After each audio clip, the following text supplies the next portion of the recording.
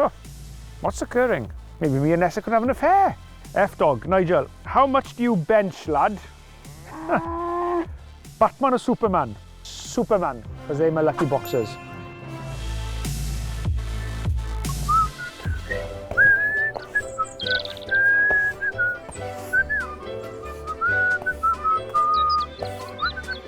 Oh, hello there. Another week, another whistle. It's that time of the week again, so let's get started. Well, thanks for all the love online. It's great to have so many questions coming in. Keep them coming, it makes my day. No, really, thanks for all the questions. Let's get started. Here we are. MC Todas. Since the rules of rugby have changed a lot over the last century, Nigel, what do you think will always stay the same? The ball. No, I think you can't pass forward, you've got to pass behind, knock on is a knock on, although that's getting debated on occasions, so those things will never change, but some of the laws will vary from time to time. F-dog, Nigel, how much do you bench, lad? Oh, well, I don't bench much these days. In my prime, yeah, about 140 when I was in my prime, a long time ago. Right, next one is from Luke Wilson. The next Gavin and Stacey Christmas episode should have a guest appearance from Nigel. I think Nigel and Bryn would be the best of friends. Well, I'm sure I get on well with Bryn. I have met him once or twice. Nessa, yeah, Nessa and Nigel definitely has a ring to it, doesn't it? Maybe me and Nessa could have an affair. Ryan Jones.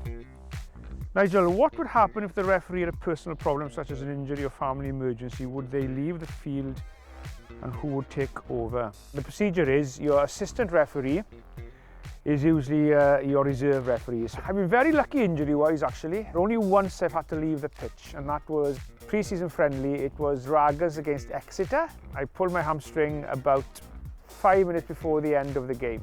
Gwyn Morris was my assistant referee, so he came on to take my place. And Gwyn was so excited, he played about an extra 15 minutes. And the team manager Exeter comes to me, Nigel, how much time is left? I said, I think he's enjoying himself.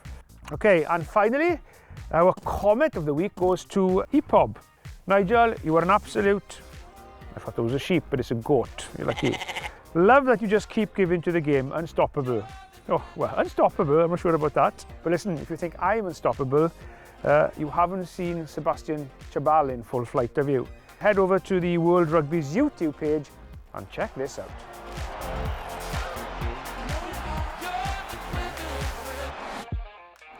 This week we witnessed the first Captain's Challenge over in New Zealand, where it allows both captains of each team to challenge the TMO to check something that he thinks the referee didn't see or the referee may have got wrong.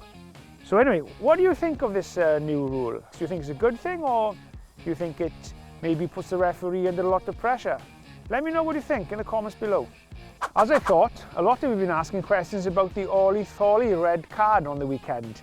Very difficult one this, because the referee must decide first of all, has it been foul play? So in this particular incident, that would require Ollie Thorley to come in, tackle high, recklessly, causing a head contact, or coming in and leading with a head. If the referee believes that he has done any one of those, then he would arrive at a sanction, which in this case, a red card. So in this incident, it comes down to the referee's interpretation. I leave it for you to decide. Here's an interesting tweet from Burden Barrett. Watching the Bath versus Exeter game, why is there 8 yellow bibs on the field at every stoppage? Play the game.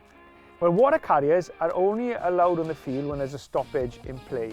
So for example, if the referee is given a penalty and the goal kicker is lining up to kick the goal, water carriers are not allowed on the field because the clock is still going. Now, who is allowed on are the medics. They're allowed on at any time to attend to a player who may be injured, even if the game is going ahead. Now, some of you may have seen the red card in the Ulster-Leinster in the Pro 14 on the weekend, so let me explain the law to you. When a player is running in to tackle or ball carrier, what you can't do is lead with the elbow. Handoff is completely legal. If you want to go in and brace yourself, then your elbow must be tight and braced into your side. And then if you make contact and then push off afterwards, then that will be play on. But if you raise your elbow before the contact, then you'll be looking at a sanction. Wales winning the Triple Crown against England last week got me reminiscing about those wonderful rugby rivalries, and I asked you to send me in your favourite ones, and there's some crackers here, so let's get started. My favourite rivalry is France versus New Zealand in the World Cup. These have been legendary matches. You are right there, they certainly have. France are still in the World Cup. Best rivalry is Box versus Lions. Always produces a great game, great atmosphere and plenty of talking points. It certainly does. Let's hope it goes ahead this year. Max Stinston, Fiji versus Samoa. Oof, yes, that'll be a tough one. Kevin Winston, favourite rivalry, South Africa versus New Zealand. Yeah, I gotta say that is my favourite as well. England versus New Zealand is definitely up there for me. I'll always remember the Rugby World Cup 2019 semi-final match in Japan. The one you refereed, Nigel. I certainly did, and what a wonderful game it was. Absolutely brilliant game of rugby. And it's England who come away as winners. Now there's another big rugby rivalry going ahead this weekend.